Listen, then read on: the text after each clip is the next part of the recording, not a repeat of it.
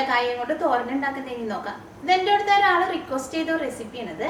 ഈ വെണ്ടക്കായ തോരൻ ഉണ്ടാക്കിയെടുക്കാൻ വേണ്ടിയിട്ട് നല്ല എളുപ്പമാണ്. പക്ഷെ ഇത് ഉണ്ടാക്കാൻ അറിയുന്നവർക്ക് ഈ റെസിപ്പി ഭയങ്കര ഈസി ആയിട്ടിരിക്കും. പക്ഷെ ഉണ്ടാക്കാൻ അറിയാത്തവർക്ക് ഇത് കുറച്ച് പാടായിരിക്കും. ഈ റെസിപ്പി റിക്വസ്റ്റ് ചെയ്തേക്കുന്ന ആള് അവർ പ്രത്യേകം പറഞ്ഞിട്ടുണ്ട് ഈ വീഡിയോ റെക്കോർഡ് ചെയ്യുന്ന സമയത്ത് അവരുടെ പേരും കൂടിയും പറയണമെന്ന്. അവരുടെ പേര് ഷിൽരാജു മോഹൻ കുവൈറ്റ് എന്നാണ്. അപ്പോൾ നമുക്ക് നോക്കാം ഇതിലേക്ക് വേണ്ട സാധനങ്ങൾ എന്തൊക്കെയാണ്. അതിന് വേണ്ടിയിട്ട് ഞാനിവിടെ 1/2 കിലോ വെണ്ടക്കായ എടുത്തിട്ടുണ്ട്. ഈ വെണ്ടക്കായ നിങ്ങൾ കഴുകി കഴിഞ്ഞിട്ട് ഈ വെള്ളം ടവലിലിട്ടിട്ട് വെള്ളം നന്നായിട്ട് തുടച്ച് കളയാം. അല്ലെങ്കിൽ ഇത് തോരനാക്കുന്ന സമയത്ത് വെള്ളം ഉണ്ടായിട്ടുണ്ടെങ്കിൽ ഈ വെണ്ടക്കായ നിറച്ച് ഒട്ടി പിടിച്ച പോലെ ഇരിക്കും. എന്നിട്ട് വെണ്ടക്കായ നല്ല ചെറിയ പീസായിട്ട് കട്ട് ചെയ്തെടുക്കുക. ഞാനിവിടെ ഒരു വെണ്ടക്കായന് ഏറ്റവും ആദ്യം 4ആയിട്ട് കട്ട് ചെയ്തിട്ട് പിന്നെ ചെറിയ ചെറിയ പീസായിട്ടാണ് കട്ട് ചെയ്തെടുത്തേക്കുന്നത്. പിന്നെ വേണ്ടത് തേങ്ങയാണ്. അതിന് വേണ്ടിയിട്ട് 1/2 മുറി തേങ്ങ എടുത്തിട്ടുണ്ട്. പിന്നെ ചുവന്നുള്ളിയും വേണം, വെളുത്തുള്ളിയും വേണം.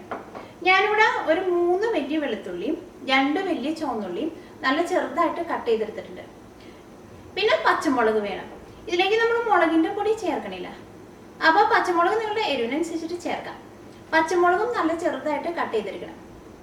ഈ തോരനൊക്കെ ആകുമ്പോൾ ഇതിലേക്ക് നമ്മൾ വെളുത്തുള്ളിയും ചുവന്നുള്ളിയും പച്ചമുളകും ഒക്കെ ചേർക്കുമ്പോൾ നല്ല ചെറുതായിട്ട് കട്ട് ചെയ്തിട്ട് ചേർക്കാം. അപ്പോഴായിരിക്കും തോരന് നല്ല ടേസ്റ്റ് ഉണ്ടാവുക. പിന്നെ കറിവേപ്പിലയും വേണം, കടുകും വേണം. കടുക് ഞാനിവിടെ 3/4 ടേബിൾ സ്പൂൺ കടുക് എടുത്തിട്ടുണ്ട്. പിന്നെ മഞ്ഞൾപ്പൊടി വേണം. മഞ്ഞൾപ്പൊടി ഞാനിവിടെ 1/4 ടേബിൾ സ്പൂൺ എടുത്തിട്ടുണ്ട്. പിന്നെ ഇത് നിങ്ങൾ തോരനാക്കുന്ന സമയത്ത് നിങ്ങൾക്ക് ജീരകത്തിൻ്റെ ടേസ്റ്റ് ഇഷ്ടമാണെന്നുണ്ടെങ്കിൽ ചെറിയ ടൈപ്പ് ജീരകവും കുറച്ച് ചേർക്കാം. ഞാനിതോടെ ചേർക്കണില്ല. നിങ്ങൾക്ക് ടേസ്റ്റ് ഇഷ്ടമുണ്ടെങ്കിൽ അത് ചേർക്കാം. പിന്നെ ഇത് തോരനാക്കുന്ന സമയത്ത് ഇതിലേക്ക് നിങ്ങൾ വെള്ളമൊന്നും ചേർക്കരുത്. അപ്പോൾ നമുക്ക് നോക്കാം ഇതെങ്ങനെ വെണ്ടക്കായ തോരനാക്കാന്ന്. ഈ വെണ്ടക്കായ തോരനാക്കാൻ വേണ്ടിയിട്ട് ഒരു പാൻ വെച്ചിട്ട് ചൂടാക്കുക. ഇതിലേക്ക് ആവശ്യത്തിന് വെളിച്ചെണ്ണ ഒഴിക്കുക. ഈ തോരനൊക്കെ ഉണ്ടാക്കുമ്പോൾ വെളിച്ചെണ്ണ ഉണ്ടെങ്കിൽ വെളിച്ചെണ്ണയിൽ ഉണ്ടാക്കുക. ഈ ചൂടായ വെളിച്ചെണ്ണയിലേക്ക് കടുക് ഇട്ടിട്ട് പൊട്ടിക്കുക. ഞാനിവിടെ 3/4 ടേബിൾ സ്പൂൺ കടുകാണ് ചേർക്കുന്നത്. തോരനൊക്കെ ആകുമ്പോൾ കടുക് കുറച്ച് കൂടുതൽ വേണം. കടുക് ഇട്ടിട്ടുണ്ടെങ്കിൽ കടുക് ആദ്യം തന്നെ പൊട്ടണം. കടുക് പൊട്ടണത് എന്തിനാണെന്ന് വെച്ചിട്ടുണ്ടെങ്കിൽ കടുക് പൊട്ടിയില്ലെങ്കിൽ കടുക് നമ്മൾ കഴിക്കുമ്പോൾ കടുകിന് കയ്പ്പ് രസം ഉണ്ടാവും. അപ്പോൾ കടുക് നന്നായിട്ട് പൊട്ടണം. അപ്പോൾ കടുക് നന്നായിട്ട് പൊട്ടിയിട്ടുണ്ട്. ഇനി ഇതിലേക്ക് പച്ചമുളക് ചേർക്കാം.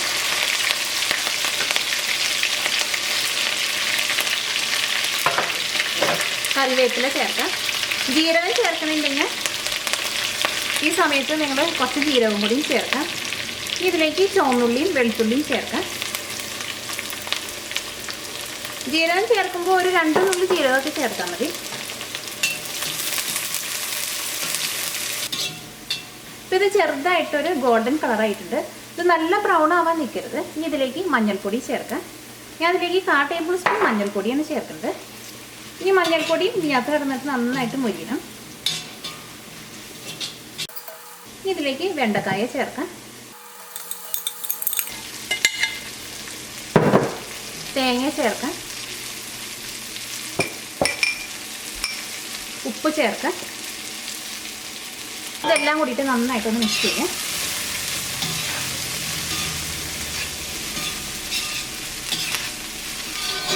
ഈ വെണ്ടക്കായയിലേക്ക് തേങ്ങയും ഇതെല്ലാം നന്നായിട്ട് മിക്സ് ആയിട്ടുണ്ട്. ഈ തീ നന്നായിട്ടൊന്ന് കൂട്ടി വയ്ക്കാം. ഈ വെണ്ടക്കായ നന്നായിട്ടൊന്ന് ചൂടായി കഴിയുമ്പോൾ പിന്നെ ഒരു മീഡിയം ഫ്ലെയിമിലിട്ടിട്ട് മൂടി വെച്ചിട്ട് ഇത് വേവിച്ചെടുക്കാം. ഏറ്റവും ആദ്യം വെണ്ടക്കായ നന്നായിട്ടൊന്ന് ചൂടാവണം. അത് കഴിഞ്ഞിട്ട് മാത്രം മീഡിയം ഫ്ലെയിമിലേക്ക് വെച്ചാൽ മതി.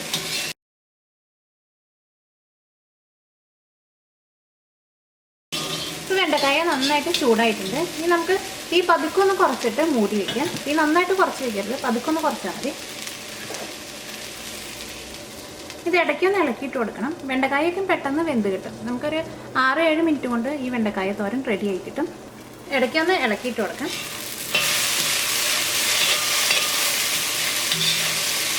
2 മിനിറ്റും കൂടി ഇതൊന്ന് മൂടി വെച്ചിട്ട് വേവിക്കാം.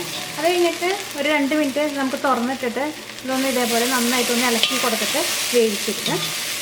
എന്നിട്ട് ഏറ്റവും ആദ്യം ഒരു 2 മിനിറ്റും കൂടി ഒന്ന് മൂടി വയ്ക്കാം.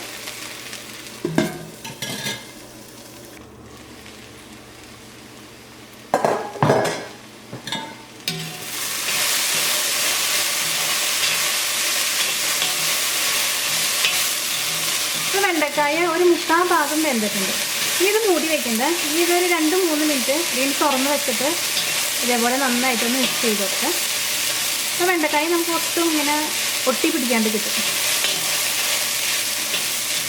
പിന്നെ ഒരുപാട് നേരം നിങ്ങൾ മൂടി വെച്ചിട്ട് വെണ്ടക്കായ വേവിക്കരുത്. കുറേ നേരം മൂടി വെച്ച് വേവിച്ചിട്ടുണ്ടെങ്കിൽ ഈ വെണ്ടക്കായയുടെ ഈ പച്ച കളറൊക്കെ മാറിക്കും.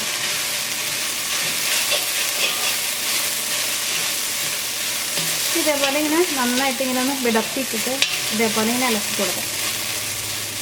അത് പതുക്കെ ഒന്ന് മുരിഞ്ഞ് കിട്ടുകയും ചെയ്യും, നന്നായിട്ടൊന്ന് ഡ്രൈ ആയി കിട്ടുകയും ചെയ്യും. ഇപ്പം എന്തുണ്ടാക്കുമ്പോഴും നല്ല കട്ടിയുള്ള പാനിലേക്ക് ഉണ്ടാക്കിയിട്ടുണ്ടെങ്കിൽ അതിനൊരു പ്രത്യേക ടേസ്റ്റ് ആയിരിക്കും. നമ്മൾ നോൺ സ്റ്റിക്കിൽ ഉണ്ടാക്കുന്ന പോലെ ആയിരിക്കില്ല. ഇത് ഞാനിവിടെ എടുത്തേക്കണ ഈ ചീനിച്ചട്ടി ഇരുമ്പിൻ്റെ ചീനിച്ചട്ടിയാണ്. ഇങ്ങനത്തൊക്കെ ചൂട് നന്നായിട്ട് നിൽക്കും.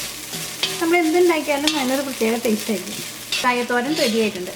അത് ഏറ്റവും ആദ്യം നമ്മൾ മൂടി വെച്ച് കഴിച്ചപ്പോൾ ചെറുതായിട്ട് ഇങ്ങനെ ഒട്ടി പിടിച്ചിരിക്കുന്ന പോലെ ഉണ്ടായിരുന്നു, ചെറുതായിട്ട് സ്റ്റിക്കി പോലെ ഉണ്ടായിരുന്നു. പക്ഷേ നമ്മൾ തുറന്ന് വെച്ചിട്ട് ഒന്ന് ഇളക്കി കൊടുത്തു കഴിഞ്ഞപ്പോൾ ഇങ്ങനത്തെ ആ ഒട്ടി പിടിക്കുന്നതൊക്കെ മാറി. ഇതേപോലെ നല്ല വെണ്ടക്കായ തോരനായിട്ട് നമുക്ക് ഫ്ലെയിം ഓഫ് ചെയ്യാം. എപ്പോഴും ഒരു 3/4 ഭാഗം വെന്ത് കഴിഞ്ഞ് കഴിയുമ്പോൾ പിന്നെ ഒരു 2 മിനിറ്റ് ഇതേപോലെ തുറന്ന് വെച്ചിട്ട് ഇങ്ങനെ വേവിക്കാം.